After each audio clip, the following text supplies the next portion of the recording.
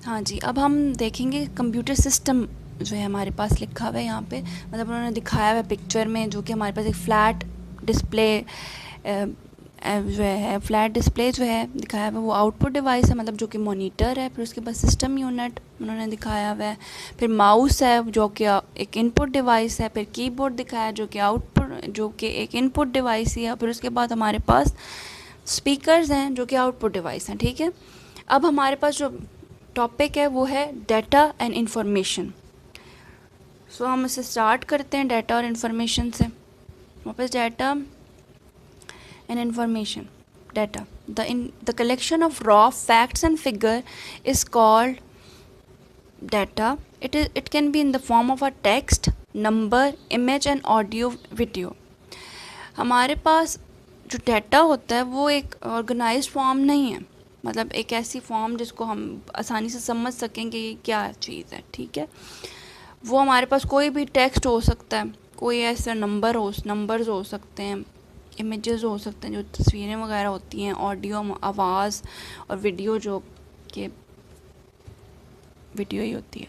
फिर उसके बाद हमारे पास ये है कि पहले हम एग्जांपल ले लेते हैं, डाटा को समझने के लिए एक एग्जांपल ले लेते हैं। मैं आपको समझा देती हूँ, इसलिए इस तरह से जैसे आप क्लास में जब आप लाइब्रेरी जाते हैं, ठीक है, लाइब्रेरी से कोई भी स्टोरी बुक लेते हैं, तो स्टोरी बुक ली है तो वहाँ से आप वहाँ पे सिर्फ जो होगा आपका नाम लिखा जाएगा, क्योंकि आप बुक इशू करवाएंगे तो आपका एक नाम लिखा जाएगा, आपकी क्लास लिखी जाएगी, जो बुक आपने ली है वो लेंगे, ठीक है।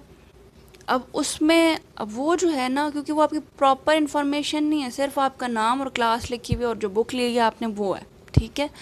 वो ये हमारे पास डाटा होता है, क्योंकि ये एक अनऑर्गेनाइज्ड फॉर्म है। अब आप अपनी बुक में इसके सामने लिख लो, जो डाटा है उसके सामने लिखो अनऑर्गेनाइज्ड फॉर्म, ठीक है, अनऑर्गेनाइज्ड फॉर्म। फिर अब हम आ जाते हैं इन्फॉर्मेशन को। अब हम इन्फॉर्मेशन को समझेंगे, ठीक है। अगर आपको ये एग्जांपल समझ आइए तो आप अपनी बुक पे इस एग्जांपल, लाइब्रेरी की एग्जांपल को लिख लो। इस तरह आप जब भी आप इसको पढ़ोगे तो आपको आसानी से समझ आ जाएगी, ठीक है। फिर हम इन्फॉर्मेशन पे आ जाते हैं। इन्फॉर्मेशन हमारे पास ये है कि द प्रोसेस्ड और organised form of data is called information. It is useful form of data which help us in decision making. अब फिर उसके बाद जो प्रोसेस्ड और ऑर्गेनाइज, मतलब बिल्कुल एक सीक्वेंस में, मतलब आसानी से समझ आने वाली जो चीज़ होती है ना, वो इन्फॉर्मेशन होती है. इट इट इज़ मीनिंगफुल, मतलब इसका कोई मायने नहीं होता, मतलब समझ आ रही होती है कि, और फिर ये आसानी से हम कोई भी फ़ैसला कर सकते हैं उसके हिसाब से, ठीक है।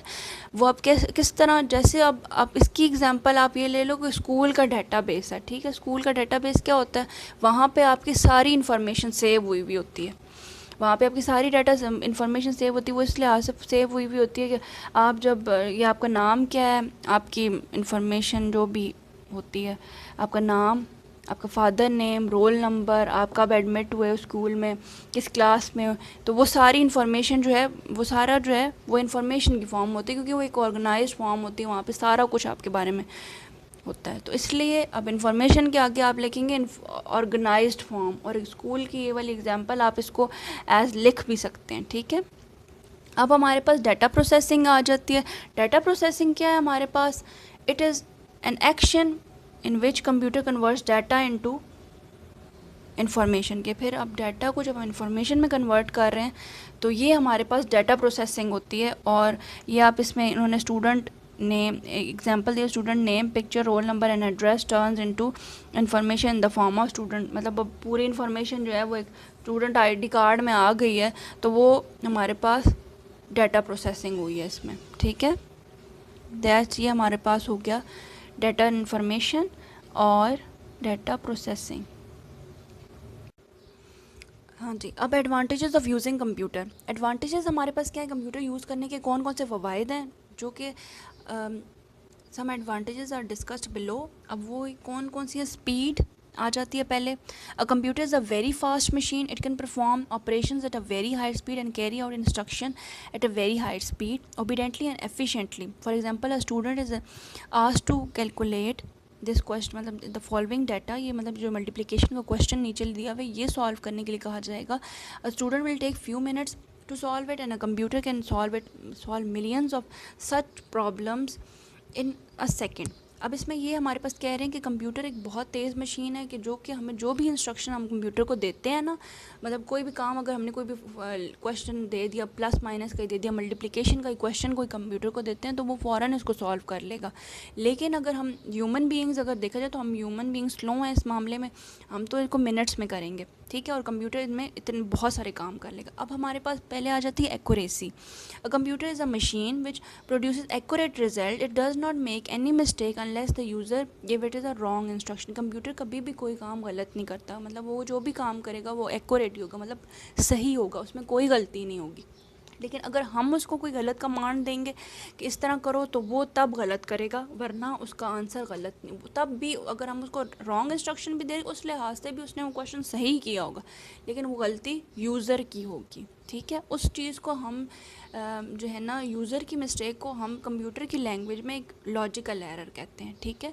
वो हमारी अपनी गलती की वजह से, हमारा लॉजिकल एरर की वजह से हो गई। For example computer can solve can accurately give result of division of any two number up to 10 decimal places के। कंप्यूटर को अगर हम कोई डिवीजन का क्वेश्चन देंगे तो वो एक्यूरेटली उसको 10 डेसिमल नंबर तक सॉल्व करके देगा, ठीक है। फिर हमारे पास रिलायबिलिटी आ जाती है। रिलायबिलिटी हमारे पास क्या है? अ computer is a reliable machine. तो रिलायबल मशीन की एक काबिल एतमाद मशीन है कि जिस पर हम यकीन कर सकते हैं कि जो भी काम हम इसको देंगे उसका सही होने का मतलब उसके सही होने का ज़्यादा चांसेस होंगे, ठीक है। तो reliability result processed bye a computer is very high, कि कंप्यूटर का जो भी आंसर होगा वो उसकी रिलायबिलिटी का लेवल हाई होगा, कि मतलब वो बिल्कुल काबिल एतमाद होगा कि किसने आंसर सही दिया है, ठीक है। स्टोरेज पे आ जाते हैं। कंप्यूटर का काम जो पहले इम्पॉर्टेंट काम है ना, कंप्यूटर सबसे पहले हमारे पास स्टोरेज के लिए यूज़ होता है ज़्यादातर। हमने कोई भी डाटा स्टोर करना होता है, कोई भी पिक्चर, कोई भी वीडियो, कोई भी हमने सॉन्ग्स या कोई भी साउंड्स वगैरह जो होती हैं वो हमने सेव करनी होती है, तो हम कंप्यूटर में, computer storage is the basic function of a computer, के मतलब उसका बेसिक फंक्शन है डाटा स्टोरेज। फिर अ computer can store a large amount of data in its storage device, के मतलब computer large amount of data अपने storage में save करता है। जैसे हमारे पास मेगाबाइट्स में, गीगाबाइट्स में डाटा स्टोर हो रहा होता है, ठीक है। वो कंप्यूटर की मेमोरी में हमारे पास हार्ड डिस्क में सेव हुआ होता है। अगर for example a computer can easily store thousands of books in its memory, के मतलब बहुत सारी बुक्स होंगी ना हमारे पास, अगर हम कंप्यूटर में सेव करना चाहें तो वो हो सकती हैं उसमें सेव, उसकी हार्ड डिस्क में जाके वो सेव हो जाएंगी। अब वर्सेटाइलिटी पे आ जाते हैं। वर्सेटाइलिटी हमारे पास क्या है कि computer is a versatile machine. Versatile का मतलब होता है बाहमी या मुश्तरका, ऐसा काम कर, मतलब जो दो दो काम जो है वो आराम से कर सकेगा।